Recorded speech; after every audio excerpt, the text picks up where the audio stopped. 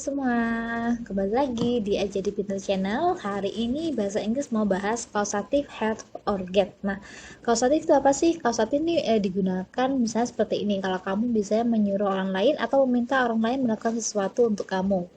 Nah, atau bisa juga kamu ngerayu orang lain untuk melakukan sesuatu untuk kamu sendiri. Gitu. Jadi bisa kita ekspresikan pakai have atau get.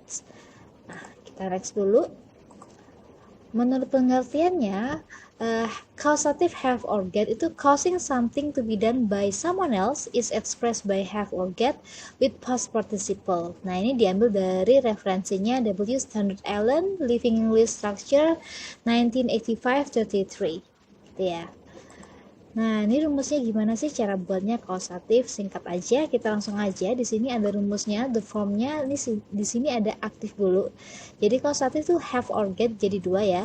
Jadi yang pertama subject plus have plus object plus verb 1 plus object lagi. Yang kedua, kalau yang pakai get, subject plus get plus object plus to and verb 1 kemudian diikuti oleh objek. Nah, bedanya have sama get, kalau have itu nggak pakai to untuk verb satunya, kalau get itu diikuti oleh to. Jadi to dulu baru verb 1 gitu. Sampel. Di sini ada contoh, I asked Larry to paint the door. Jadi saya meminta Larry untuk mengecat pintunya. Jadi kalau misalnya kita ubah ke causative have or get, have and get, itu jadi seperti ini. Yang have dulu ya. Jadi yang pertama, I have Larry paint the door. Nah, ini I have, kemudian diikuti oleh objek yang pertama yaitu Larry, verb 1 kemudian objek yang kedua. Berarti I have Larry paint the door. Kemudian kalau kita menggunakan get, nah berarti akan menjadi seperti ini. I get Larry to paint the door. Ya, oke, ya ini dia. I get Larry to paint the door. Nah, bedanya tadi adalah penambahan to sebelum verb 1. Ini gampang ya. Next kita, ini dia gambarnya Larry paint the door. Kemudian yang kedua, kita ada rumusnya juga. Kita ada kalimat seperti ini, Mary asked the student to write the notes. Nah, ingat, ini coba dilihat dulu kalimatnya. Mary asked. Asknya verb 2 ya. Nah, the students to write the notes. Nah, kemudian kalau misalnya kita ubah ini menjadi have or get, nah kita ubah yang have dulu. Jadinya have or get-nya itu, karena di sini asknya verb 2, have or get-nya diubah menjadi verb 2 juga. Jadi Mary bukan Mary get, tapi Mary got. Bukan Mary have, tapi nanti Mary had. Gitu. Yang pertama dulu ya. Nah, ini yang pertama. Mary had the students write the notes. Nah, untuk yang berubah adalah had-nya. Yang di sini have. Ya, di sini have. Nah, di sini jadinya had. Karena kenapa? Karena kalimat pengantarnya tadi as-nya menjadi verb 2, kemudian di sini juga pakainya verb 2, guys. Gitu. Next, yang get jadi seperti ini. Mary got the students to write the notes. Nah, tadi yang pertama itu kan kalau di rumusnya get, karena kalimat pengantarnya itu pakai ask, verb 2, jadi getnya jadi got. Jadi Mary got the students to write the notes. Nah, untuk yang belakangnya sama, untuk have tetap harus verb 1 tanpa to. Kalau get atau got itu harus diikuti oleh to, kemudian baru verb 1. Itulah bedanya ya guys. Ini gampang sekali. Oke. Nah, kita lanjut lagi. Ada rumusnya juga aktif. Nah, ini kalau dua-duanya have and get di sini, ini adalah rumus yang untuk active sentence ya. Nah, next kita belajar untuk yang passive sentence. Oke, ini ada gambarnya si Mary. Ya guys, sekarang kita lanjut ke kalimat pasifnya. Kalau tadi kita sudah belajar kalimat aktifnya, nah sekarang kalimat pasifnya. Dari causative have and get. Di sini sudah ada rumusnya. Pasif, untuk pasif, ini rumusnya adalah subjeknya di depan, kemudian diikuti oleh have or get, kemudian subjeknya diikuti oleh objek, kemudian baru diikuti oleh verb 3. Kenapa kok verb 3? Ya, karena ini kalimatnya pasif. Jadi verb yang digunakan adalah verb 3 dan by. Nah, by ini biasanya nama orang, nama yang melakukan tindakan gitu. Yap, langsung aja ke contoh. Nah, ini contohnya, I want to ask Lani to cook my meal. Jadi saya ingin menyuruh Lani untuk memasak makanan saya.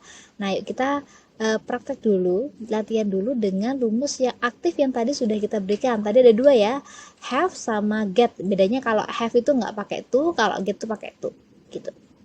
Untuk yang have dulu, yang aktif berarti I have Lani cook my meal. Gini, kalau untuk yang aktif tapi menggunakan get, I get Lani to cook my meal. Jadi bedanya hanya di to cook. Nah, oke. Untuk pasifnya gimana? Untuk pasifnya nanti jangan lupa menggunakan verb 3, kemudian objeknya, objek yang terakhir ini my meal-nya ini biasanya diletakkan di tengah ya. Nah, kemudian by-nya ini diisi nama orang yang melakukan, yaitu Lani. Jadi nanti akan menjadi seperti ini. I get my meal, berarti cook-nya harus verb 3, cook by Lani. See? Nah, ini dia. I get or I have my meal cooked by Lani.